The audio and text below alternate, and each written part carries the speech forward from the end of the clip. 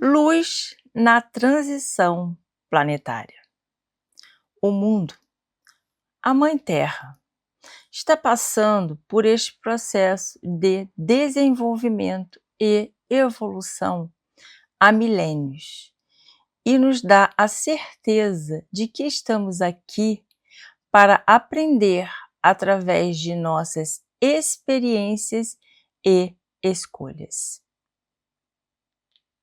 A sombra, ou a falta de luz, como podemos ver, vem brigando e tentando ganhar espaço, mas ela nunca sairá vencedora, pois a luz sempre brilhará mais forte. Meu nome é Andréa Rebelo e este é o nosso canal Brilhar de Aya.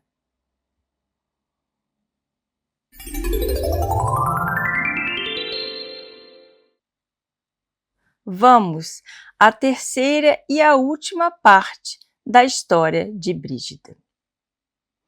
Com a tristeza da perda do filho, e neste ano em particular, quando a situação está pior do que nunca na Europa, no ano de 1349, quando a peste negra começa a devastar e ceifar inúmeras vidas humanas, Brígida parte.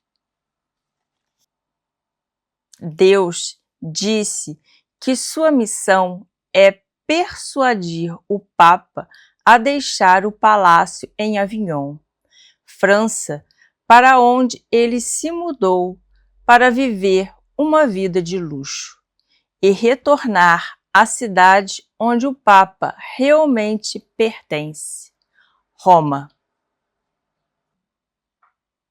No ano de 1350, esperavam que o Papa viesse a Roma para receber os peregrinos. Com a vinda do Papa, ela também poderia apresentar os planos para sua ordem monástica e conseguir a aprovação. Ao mesmo tempo, ela aproveitaria a oportunidade para que o Papa permanecesse em Roma. Aos 47 anos, ela deixou a Suécia com uma grande companhia de padres e servos. Ela nunca mais voltaria para o Vasa, para Vadstena e para a Suécia. Embarcou em um barco em Kalmar e navegou para Stralsund. Cavalgaram por toda a Europa, cruzaram os Alpes e chegaram a Milão. Lá, ela fez sua entrada oficial no mundo papal com um estrondo, ou seja, causou um alvoroço. O grande detentor do poder em Milão era Giovanni Visconti, um arcebispo político prelado, mas um homem de espírito muito mundano e com má reputação. Brígida o desmascarou.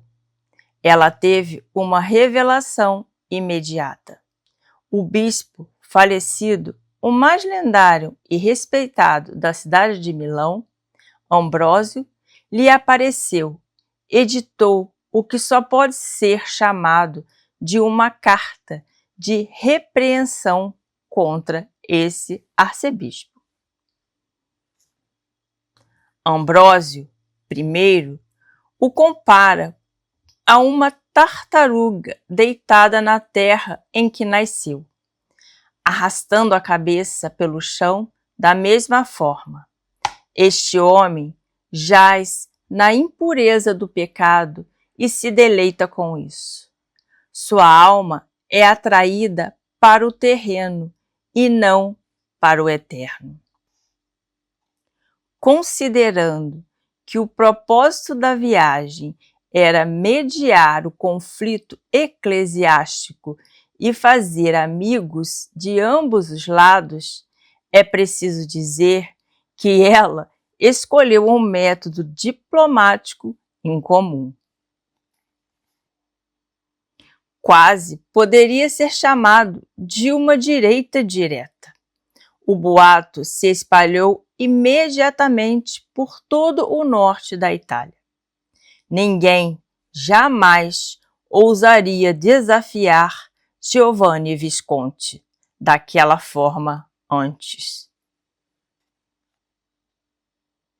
Acabou sendo uma atitude bastante calculada e proveitosa.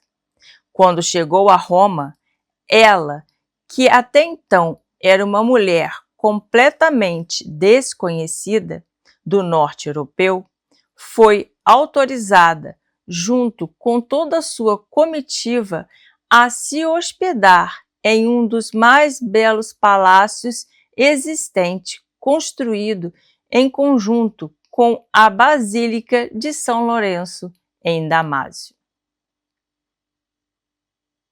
Sendo sua residência o palácio, ela podia olhar diretamente para o altar da igreja. Era uma residência muito digna para a primeira-dama de Nérquia, como era chamada. Seus atos em Milão, com sua abordagem rigorosa, provaram ser corretos. Agora, ela recebia respeito e apoio exatamente na direção que desejava. Principalmente do Papa em Avignon, porque este palácio pertencia ao irmão do mesmo, que era um cardeal respeitado, e ela teve permissão para viver ali por 5 anos. Porém, não sai como Brígida pretendia. O Papa não vai à Itália, porque a situação é tão miserável na cidade que um dia foi mundial nos tempos antigos, mas que o Papa nem quer ir até lá para celebrar o aniversário do nascimento de Cristo. Então, Brígida inicia sua espera por dias, semanas, anos, sim, décadas, para que o que Deus lhe disse que aconteceria. O Papa deveria retornar para sua residência em Roma e aprovar sua ordem monástica. Depois de apenas uma curta viagem por Roma, ela percebeu a extensão total do desastre. Tudo estava em decadência. As casas, as pessoas, Roma, o Vaticano e a reputação da igreja. O culto nas igrejas mais sagradas estavam precários. Igrejas sagradas que os telhados desabaram. Padres e freiras viviam em pecado e vergonha. Após a fuga do Papa para Avignon, com a guerra civil, a peste, o terremoto e o incêndio, restaram apenas 30.000 pessoas em toda Roma. Os bairros estavam divididos em famílias em guerra, muitas vezes, literalmente, em guerra. E há muitos a quem rezar, pois a cidade está cheia de igrejas construídas sobre os túmulos dos mártires, aqueles que se tornaram santos por terem sido torturados até a morte durante o primeiro período de perseguição da Igreja cristã. E, se aqueles que eram cristãos aqui, no século III, podiam crer tão fortemente a ponto de dar suas vidas, então Brígida também poderia. Traços do poder da fé dos mártires estão por toda parte. Quase todos os dias ela visitava o Panteão, uma igreja que costumava ser um templo pagão, onde há milênios chove através de um buraco na cúpula do telhado, bem abaixo do piso de mármore. Sob os ladrilhos estão relíquias de 28 carroças carregadas de ossos de santos que foram espalhadas aqui sob o piso quando o lugar foi convertido em igreja. Ela sentia a maior reverência pelos túmulos dos apóstolos, a Basílica de São Pedro e o Santuário de São Paulo, o local onde ele foi decapitado e enterrado. No início do século IV, esta gigantesca igreja foi construída sobre o túmulo de Paulo. Então, se passaram mais de 1000 anos quando Brígida entrou pela primeira vez para rezar ali. Durante todos esses anos de espera pelo Papa, Brígida se preparava para como seria a vida monástica em Vastena. Agora, ela enviava as profecias, suas profecias de advertência e suas revelações como mísseis envenenados em todas as direções. Ela, certamente, não economizava na pólvora. Brígida vivia como ensinava e seguia todas as regras da igreja. Costumava sentar-se entre os pobres mendigos do mosteiro de Lourenço. Hoje podemos ver uma estátua dela feita pelo sueco Axel Wallenberg. É claro que as pessoas começaram a falar sobre ela em Roma. Falavam sobre sua vida, seu estranho poder e suas pregações. Começaram a dizer que ela podia curar os doentes. Há quem possa jurar que a viu voar, que conseguia se mover sem tocar o chão. Brígida viajou muito pela Itália, visitou todos os mosteiros e igrejas importantes, por isso passou vários meses em Fara, que fica nas montanhas sabinas. Após um conflito com o abade que a forçou a viver no vale, ela recebeu uma de suas revelações mais famosas. Entre esses conflitos locais e o período em que realizava seu trabalho de pregação na igreja, ela manteve contato constante com a Suécia. Um dia, enviou uma carta à Suécia na qual anunciava que Cristo estava ao seu lado. Ela havia recebido uma revelação de que Deus havia dito que Escânia deveria pertencer definitivamente à Suécia. Escânia era dinamarquesa desde o início da história, mas por um curto período. No século XIV, Magnus Eriksson a havia comprado por uma quantia incrivelmente alta.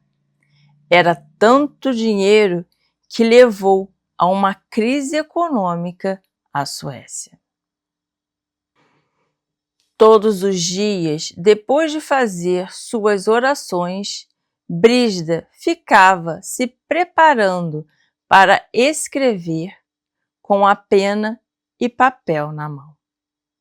Ela ficava de pé e esperava pelo anjo do Senhor. Ele vinha e ficava ao seu lado. Ficava ali, digno e imóvel, com o rosto voltado para o altar que ela conseguia ver da janela de sua residência no palácio em que morava. Em pé, o anjo ditava. Alguns dias acontecia que o anjo não vinha. Quando o seu confessor perguntou se ela tinha escrito alguma coisa, ela respondeu: Padre, hoje não escrevi nada. Esperei muito tempo pelo anjo do Senhor, que meditaria, mas ele não veio. Havia 2 pedaços de papel onde a própria Brígida escreveu e onde se pode ver como funciona quando ela segura a pena e Deus fala com ela em sueco antigo. Como você é espiritual? Entendendo, vendo e ouvindo. A escrita mostra que se trata de um escritor motivado e experiente, que tem algo muito em comum para a Idade Média, como uma caligrafia pessoal. Ela se expressa em poucas palavras, direto ao ponto. Os movimentos da pena são rápidos e determinados.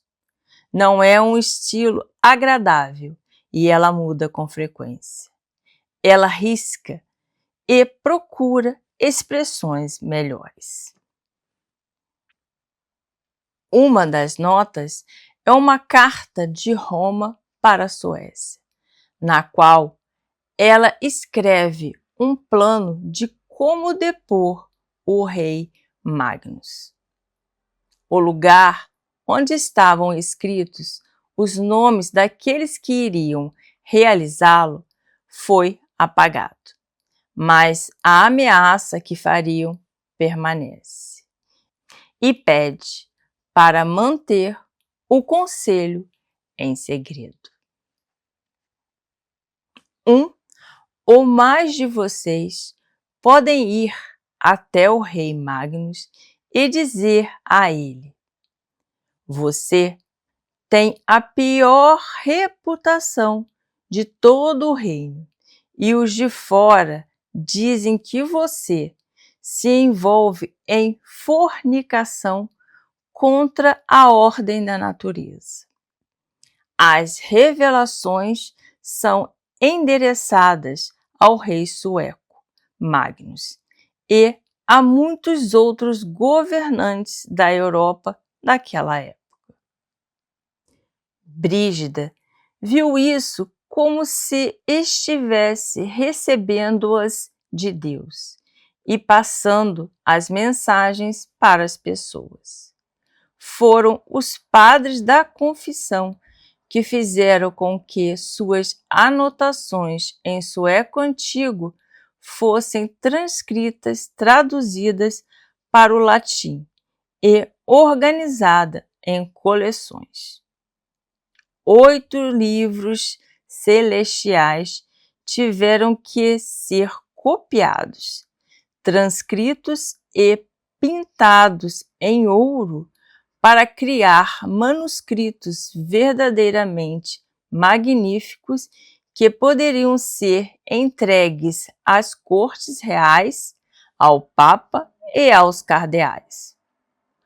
Todos saberiam o que Deus queria dizer através de Brígida, sobre sua maneira de governar o mundo. Apesar da artilharia venenosa de Roma, Magnus Ericsson doou uma grande área de terra ao redor de Vastena. Ele doou sua própria casa real, o então castelo em Vastena, a Brígida, para o mosteiro que ela pretendia fazer. Brígida já tinha uma ideia clara de como seria essa área muito antes de deixar a Suécia. É por isso que é chamada de a primeira arquiteta da Suécia. Ela especificou exatamente como a igreja deveria ser construída e como o espaço deveria ser mobiliado. Tudo isso começou a ser construído muito antes de receber a licença de construção, por assim dizer. O vigário do Papa era um cardeal muito mal visto, com quem Brígida ficou cada vez mais irritada. Finalmente, ela escreveu uma carta na qual recebeu uma revelação que o piedoso apóstolo João supostamente disse sobre o cardeal. Ele é um pouco animal. Este animal está coberto com roupas e de fora as genitais. Ele toca coisas fedorentas e as leva à boca. Isso não foi muito popular entre os governantes de Roma a longo prazo. Então, o Papa e seu irmão se cansaram de Brígida. Ela foi retirada do seu belo palácio e se sentiu desconfortável. O pânico estava próximo. Onde ela moraria? Seus bons amigos intervieram. Um deles era uma mulher aristocrática chamada Francesca Papagiore. Primeiro, ela emprestou e depois doou um de seus palácios menores localizado na Praça das Flores a Brígida. Sua filha Catarina chega a Roma. Ela era muito bonita, já no século XIV, e vivenciou o que muitos suecos vivenciam hoje, que os romanos apreciavam muito a praticar a covardia com a beleza feminina. Ela ficou muito perturbada com isso. Brígida, então, a incentivou a se vestir o mais feio possível para não ser vista. Isso não ajudou e ela queria voltar à Suécia para o marido, mas ele havia sido baleado na Suécia e morreu. Catarina, então, ficou em Roma, mesmo assim. Estava arrasada pelas revelações de sua mãe e pela sua vida. Então, ela permaneceu ao lado de Brígida por toda a vida.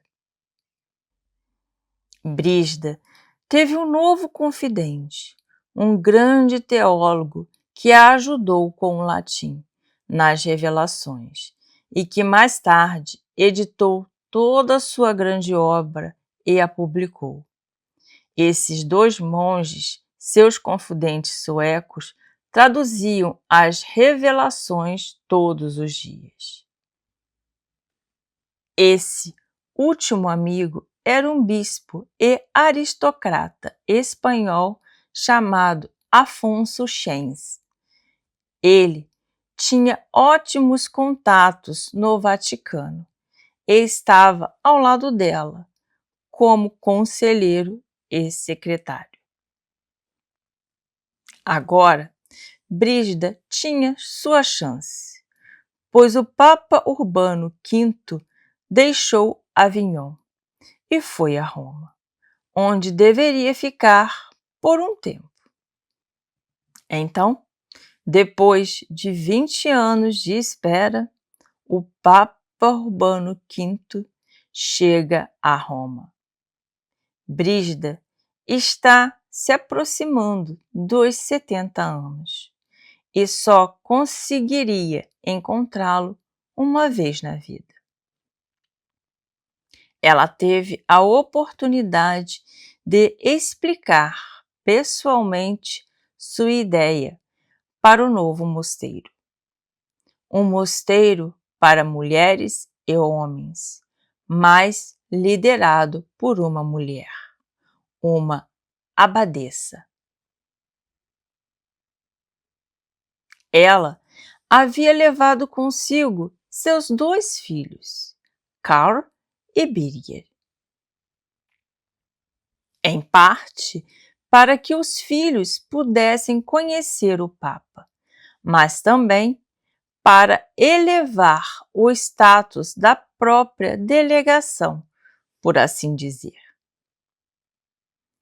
Ambos os filhos eram conselheiros, ou seja, eles estavam no governo. Ambos eram advogados e eram uma espécie de governadores de suas respectivas províncias. O Papa olha para esses filhos. Primeiro, ele olha para Karl, que estava vestido de acordo com a última moda para cavaleiros da época. Ele usava um elegante manto e um cinto de prata grosso e pesado.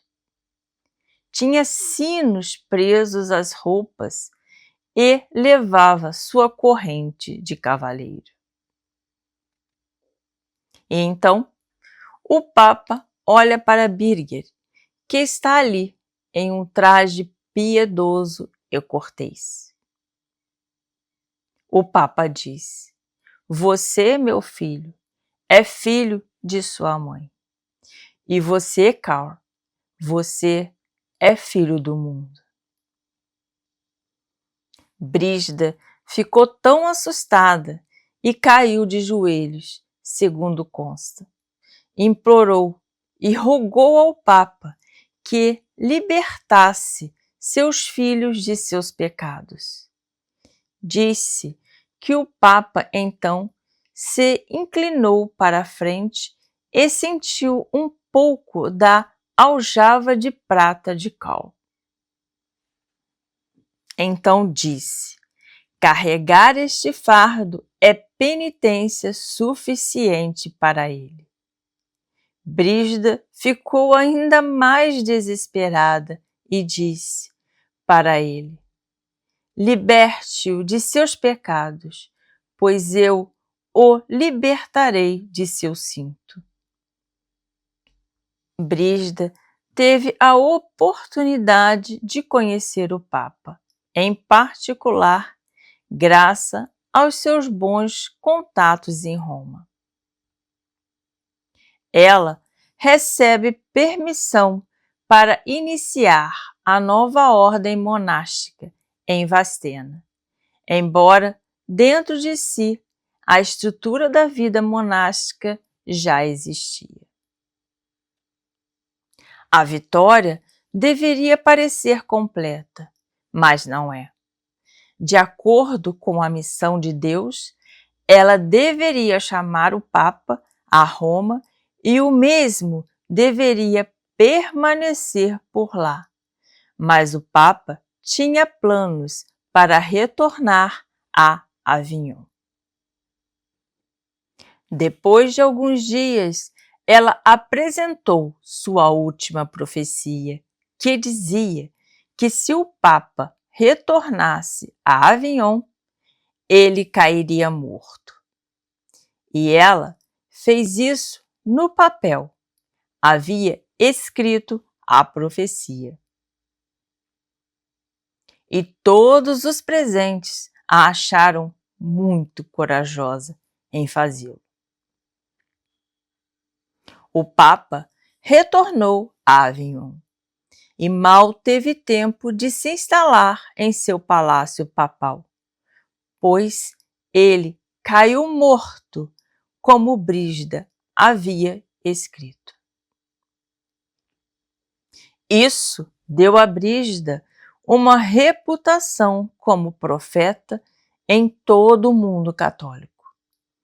Hoje, ela está em formato gigante na fachada da Basílica de São Pedro, em Roma, porque o Papa João Paulo II a nomeou co-padroeira de toda a Europa. Para Brígida, como cristã, só restava uma coisa na vida: fazer uma peregrinação à Terra Santa, à Palestina, que na época era território turco, embora os lugares sagrados estivessem abertos aos peregrinos. Brígida parte em companhia de 10 pessoas, entre eles seus 2 filhos, Karl e Birger, sua filha Catarina, o bispo espanhol Afonso e os 2 monges suecos. Eles viajaram pelo reino de Nápoles, onde Brígida conhecia a rainha Joana há muito tempo. Ali acontecia uma série de festas e aventuras pecaminosas. Karl, seu filho, em particular, estava envergonhado, pensa Brígida, porque ele havia beijado a rainha Joana na boca.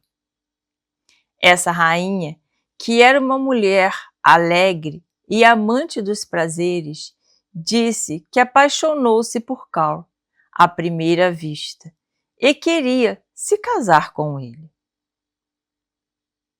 Infelizmente, ele já estava casado na Suécia e Brígida, que vê tudo isso, simplesmente fecha os olhos e tem uma revelação atrás da outra,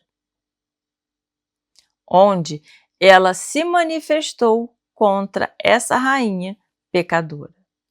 Ela nunca foi tão moralista em suas revelações como dessa vez, o que também mostra que ela sabia muito bem o pecado e o miserável que ele era.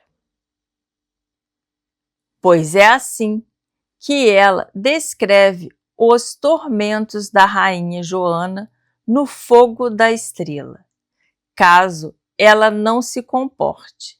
Seus seios ardem como se fossem da pele de um ouriço, cujos espinhos penetram sua carne e a ferem impiedosamente.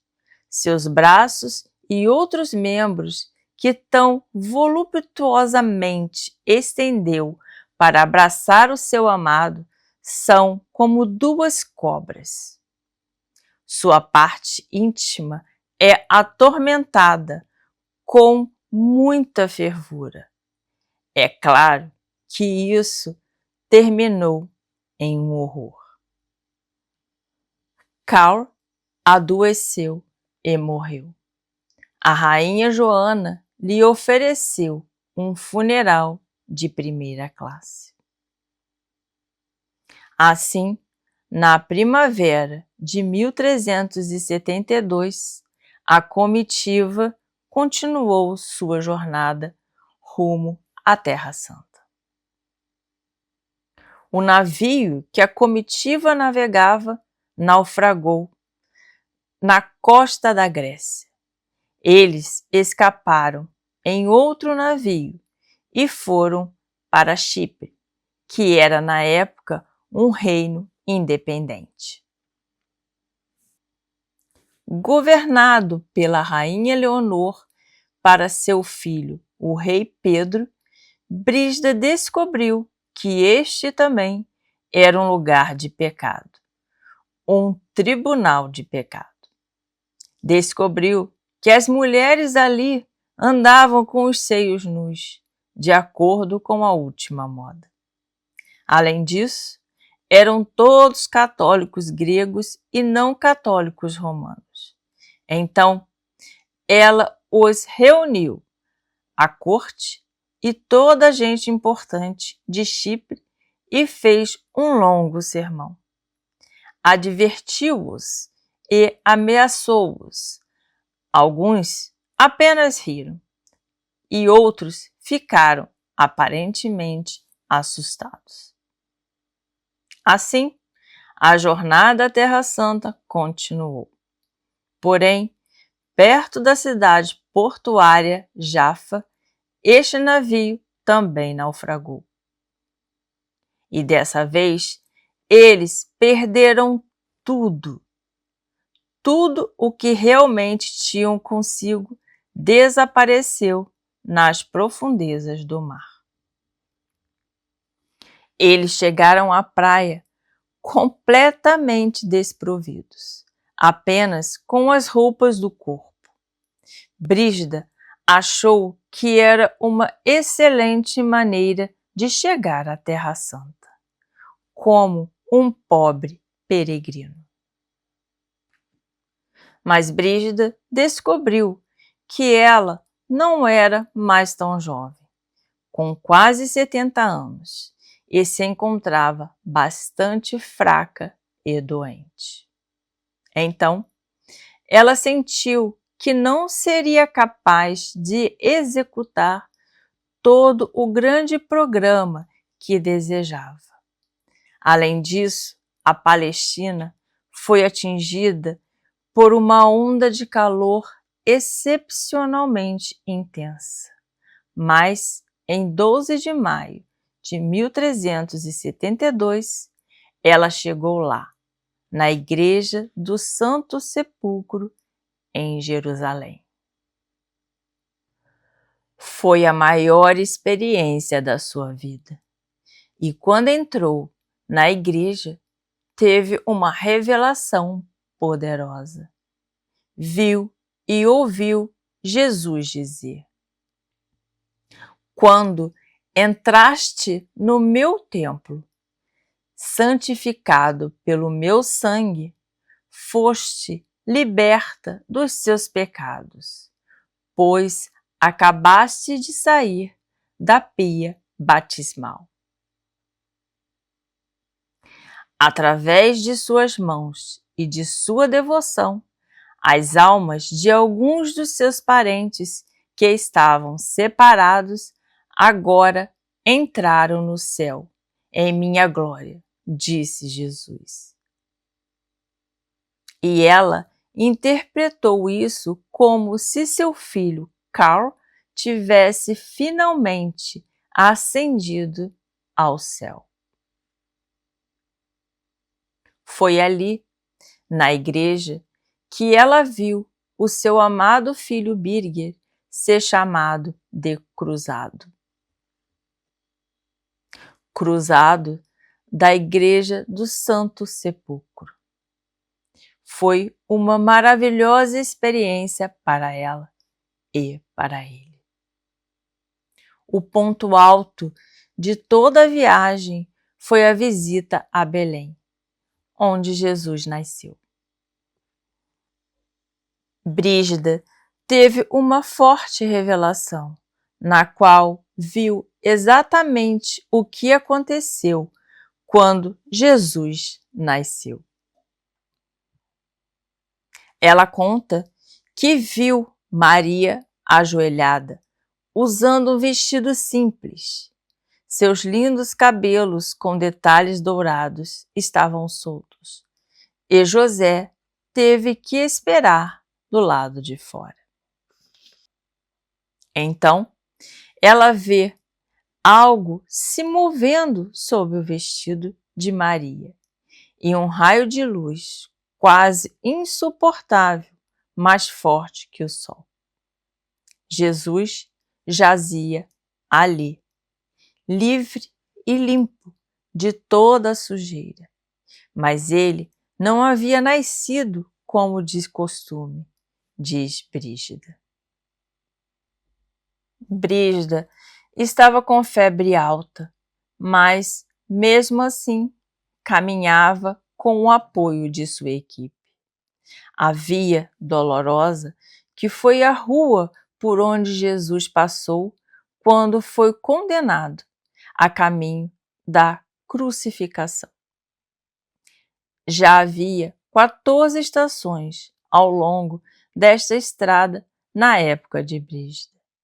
Em cada estação, Jesus vivenciou algo. Em cada uma das estações, ela recebia uma nova e poderosa revelação. Brígida e sua comitiva permaneceram na Palestina por 6 meses antes de retornarem a Roma. Eles fizeram o mesmo caminho de volta e pararam em Chipre, onde havia presenciado situações desrespeitosas por todos os lados, depravações, entre outras coisas ruins, que a população e os governantes praticavam. Ela já havia advertido no caminho de ida e parou mais uma vez por lá. Ao chegar a Chipre, ela convocou a corte, os cavalheiros e as damas. Eles a receberam para uma última repreensão e advertência. Ela disse que se não mudassem de atitude rapidamente, a ira de Deus cairia sobre eles. A maioria deles riu, mas não se modificaram.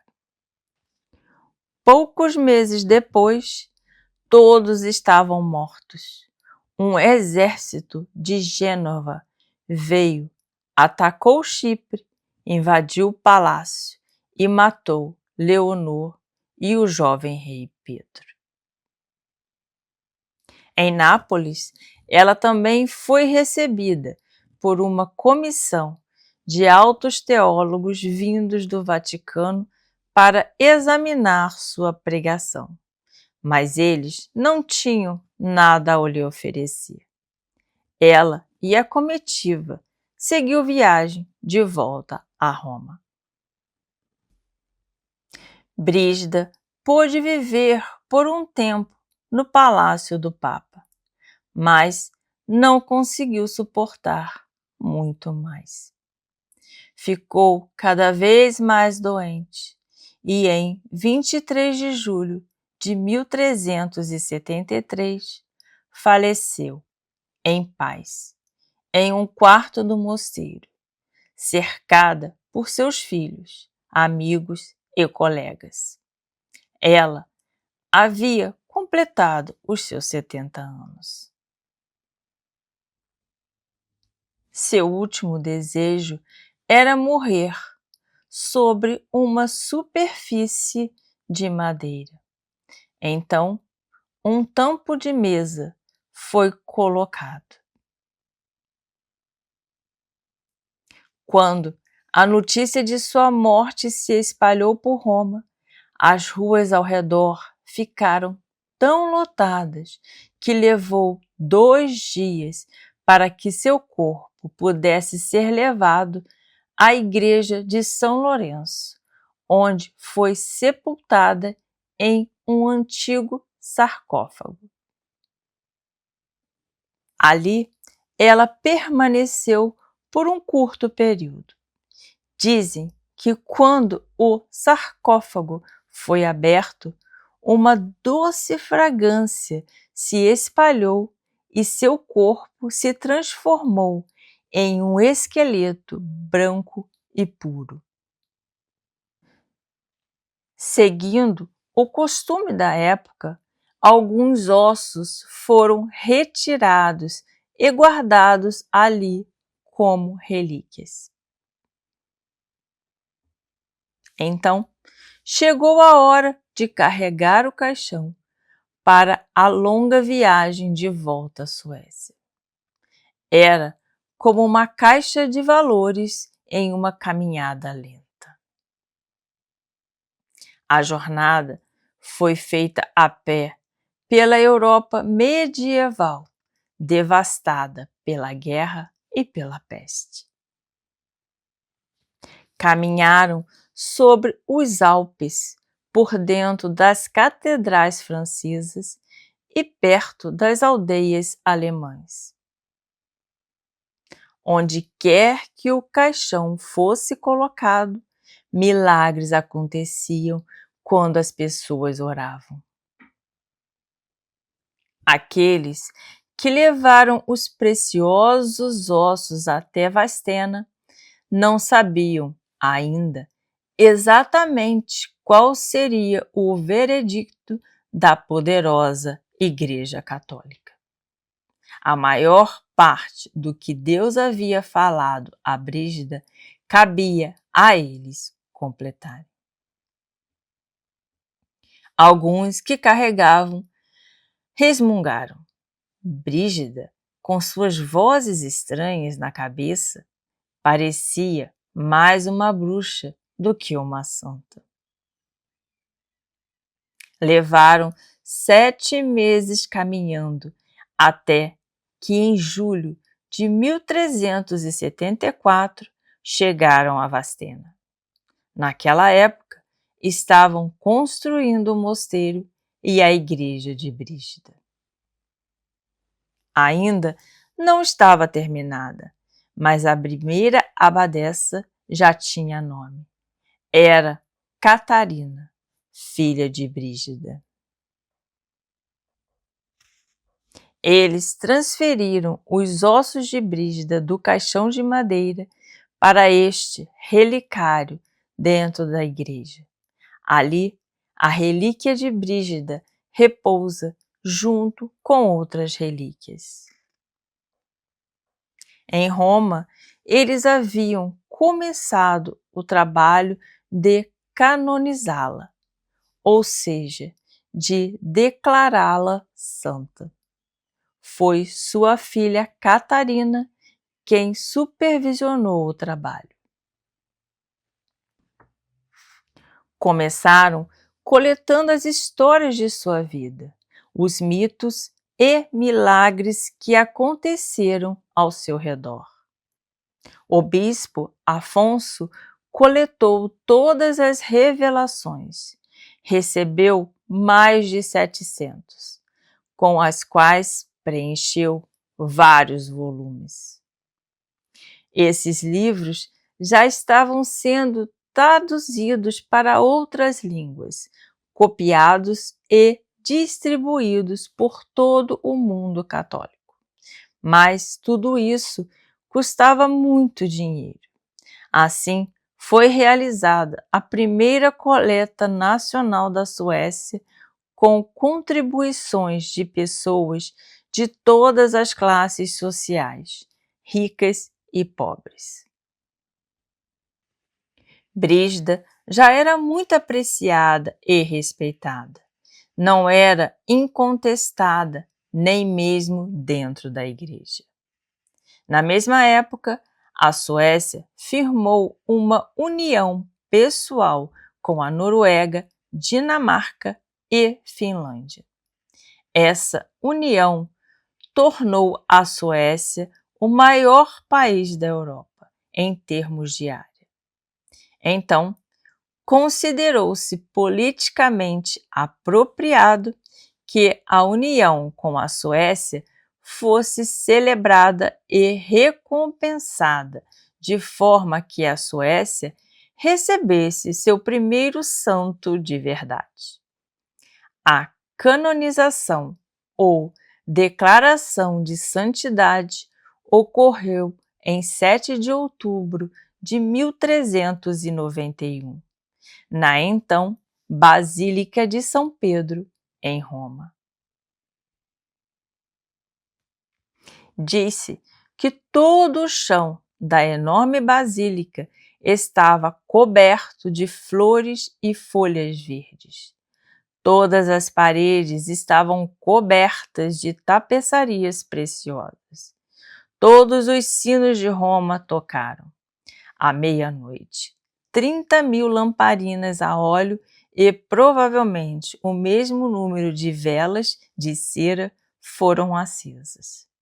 Tudo para homenagear a primeira santa sueca, que também se tornou padroeira da Suécia. Nos 200 anos seguintes, dezenas de milhares, sim, centenas de milhares de peregrinos viriam a Vadstena, que rapidamente se tornou o centro religioso e cultural mais importante da Suécia. A biblioteca seria a maior dos países nórdicos, uma das maiores de toda a Europa, e os monges e freiras diligentes foram os que criaram a primeira língua nacional escrita, a sueca, que é falada com um sotaque doce. Então veio a Reforma.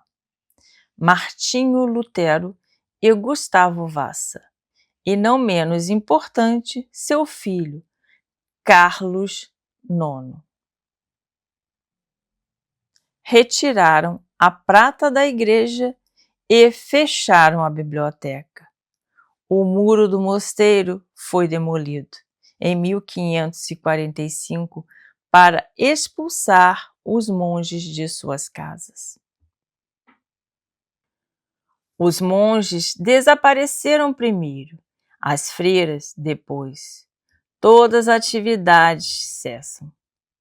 Não para sempre, porque na década de 1950 as freiras voltaram para Vadstena e em 1973 um novo mosteiro foi inaugurado, bem ao lado do antigo local. Atualmente existem dezenas de mosteiros, também espalhados por outros países. Apenas Brígida, das 61 pessoas que são conhecidas na história que são chamadas de santas, apenas ela foi canonizada pelo Papa e, portanto, é uma verdadeira santa. Seu dia é 7 de outubro no calendário católico. Nesse dia, pessoas rezam para ela em todo o mundo católico. Hoje, a Brígida pode ser mais celebrada fora das fronteiras da Suécia do que na Suécia, mas é bastante natural que a Brígida não seja apenas parte da história sueca, mas também uma contribuição sueca para a história da Europa.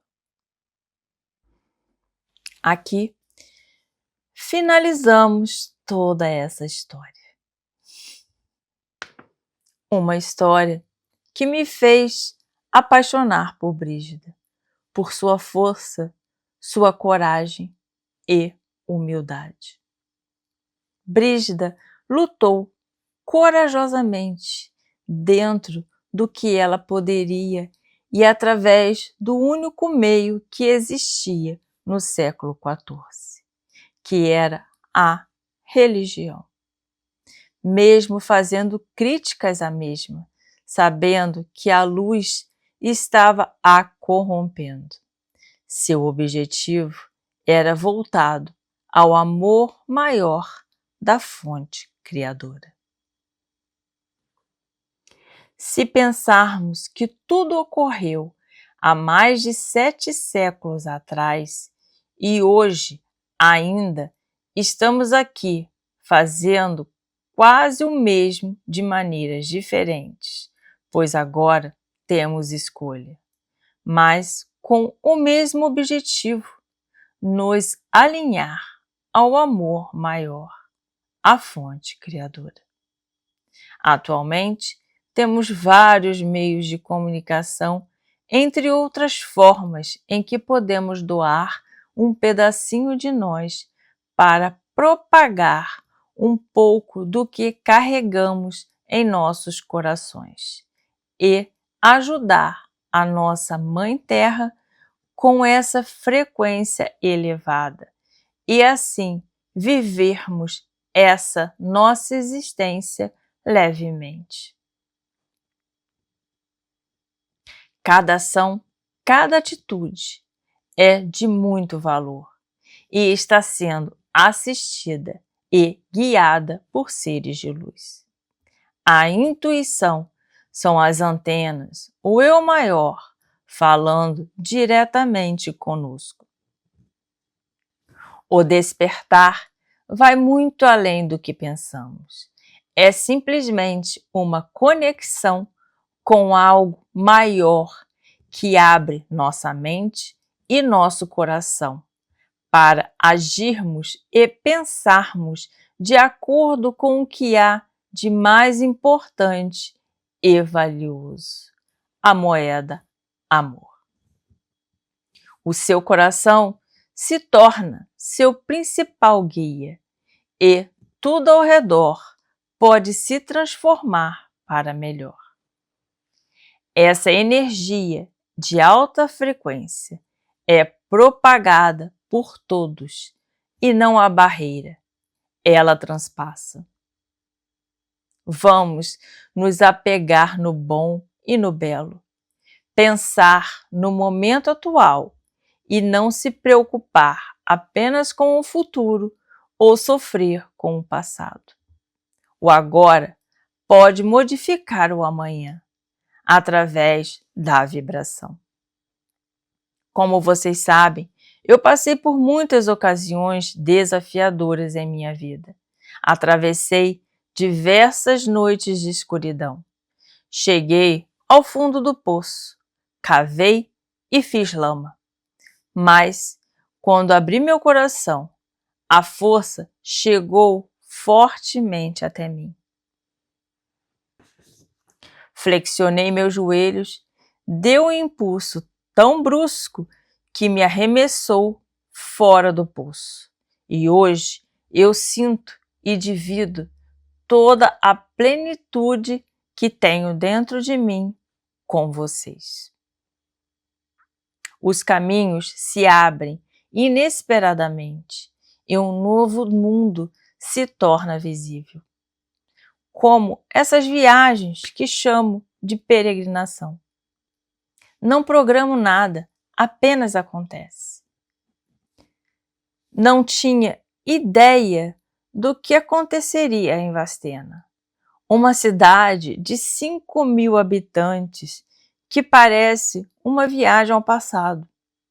Fui convidada a passar por lá, pois já me encontrava na Suécia, e me deparo com toda essa história que compartilhei com vocês. Nada é o acaso. Preste atenção.